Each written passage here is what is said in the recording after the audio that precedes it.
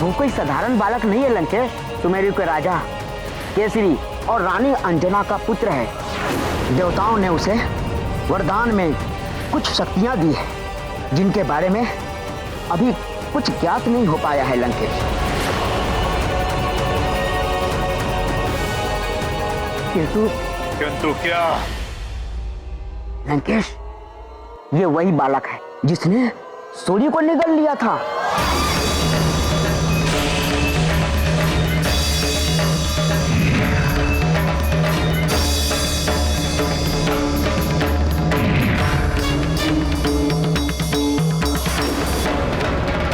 सूर्य को निगल गया एक वानर बालक?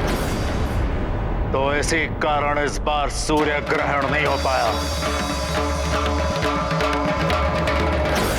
हाँ लंकापति, उसके मार्ग में जो भी ग्रह पड़ा उसकी तीव्र गति से उन ग्रहों की दिशा और दशा सब बदल गई थी। और तो और लंकेश, बुध ग्रह तो अपने पथ से पूरी तरह विचलित हो गया था।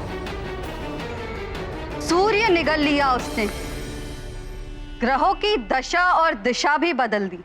अब हम उसकी दिशा और दशा बदलेंगे। देवताओं ने उसे पुनर्जन्म दिया, हम उसे पुनर्मृत्यु देंगे।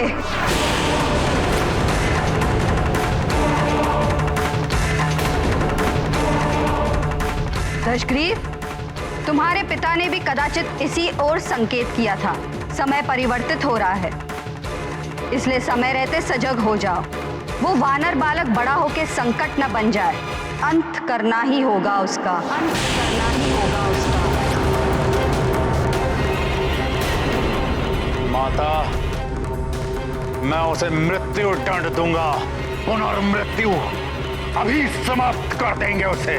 ऐसे नहीं दशग्रीव, राजनीति कहती है यदि शत्रु पर विजय पानी हो तो पहले उसकी शक्तियों को जानो, फिर अपने बल को देखकर आक्रमण करो, कभी पराजय नहीं होगी। आप सत्य कहती हैं माता। अतिबल, जाओ, जाकर उस वानर बालक पर दृष्टि रखो, उसकी वरदानी शक्तियों के बारे में जानकारी जुटाओ। बलबला बलबल, कैसे पता लगाऊं? और मेरे दृष्टि रखने से क्या होगा? उसकी माता अंजना ने तो उसे शक्ति प्रदर्शन करने से मना कर दिया है। अतिबल, तुम्हारी काया ही नहीं, तुम्हारी खोपड़ी में बुद्धि भी छोटी है। अरे मूर्ख, वो छोटा बालक है। उन्हें यदि कुछ भी मिल जाए तो वो सबको दिखाने में उत्सुक रहते हैं, भले ही उसकी माँ ने मना किया हो। यदि तुम थोड़ा सा भी उसे उकसा दोगे तो उसकी सारी छिपी हुई शक्तियां बाहर आ जाएंगी।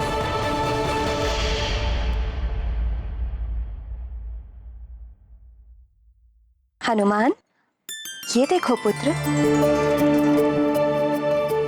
2 खूंटियां और ये 2 थाल में श्वेत और लाल मालाएं। अब हम इनके साथ एक खेल खेलते हैं। जब भी तुम कोई उचित या अच्छा कार्य करोगे तो इसमें से एक श्वेत माला इस खूंटी पर लटका दी जाएगी। इसी प्रकार यदि तुमने कुछ अनुचित या बुरा कार्य किया तो एक लाल माला इस खूंटी पर लटका दी जाएगी। किंतु इससे होगा क्या माँ? यदि श्वेत मालाएं अधिक होंगी तो तुम विजयी होगे। अब देखना ये है कि तुम कितनी श्वेत मालाएं प्राप्त कर सकते हो।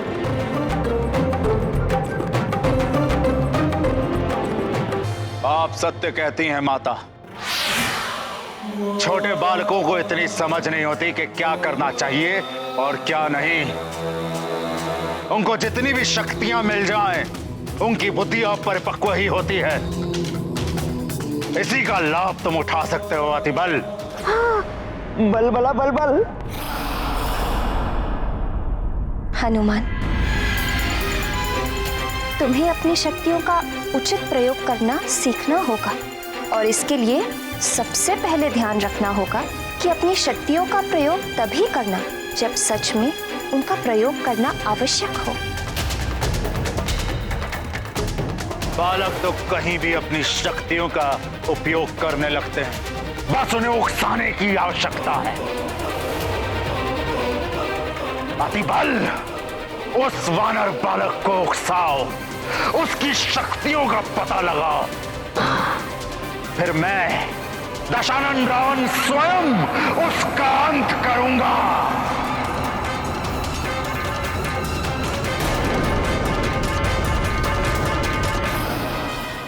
उचित है माँ, मैं अपनी शक्तियों का प्रयोग तभी करूँगा जब उन्हें सच में प्रयोग करने की आवश्यकता होगी, और मैं अपना दायित्व भी समझूंगा और सावधान भी रहूंगा। अब तो मैं आपका अच्छा पुत्र हूँ ना माँ?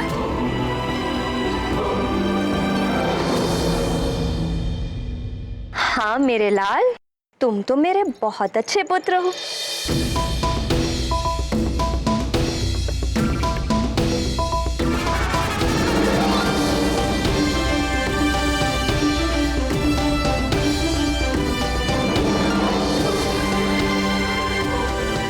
माँ, मैं आपका अच्छा पुत्र हूँ ना, इसीलिए मैं अधिक से अधिक श्वेत मालाएं प्राप्त करके दिखाऊंगा।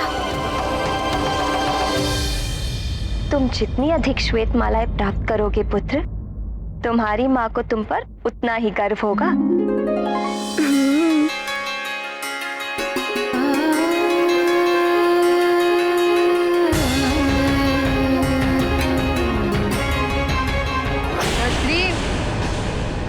मुझे गर्व है तुम पर। मैं जानती हूँ उस बालक को कितनी भी शक्तियां दे दे ये कपटी देव, उसका अंत तुम ही करोगे।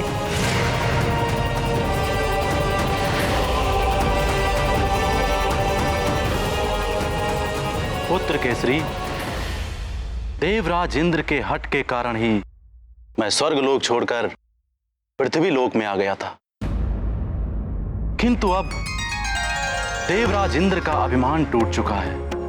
उन्होंने अपने कृत्य के लिए क्षमा भी मांग ली है, इसलिए मैं सोच रहा था वापस स्वर्गलोक लौट जाऊं। आप उचित सोच रहे हैं देवगुरु बृहस्पति। देवगण कब तक बिना गुरु के रहेंगे?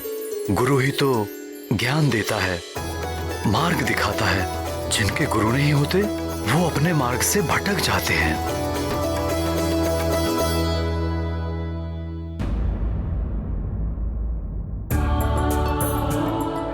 प्रणाम देवगुरु।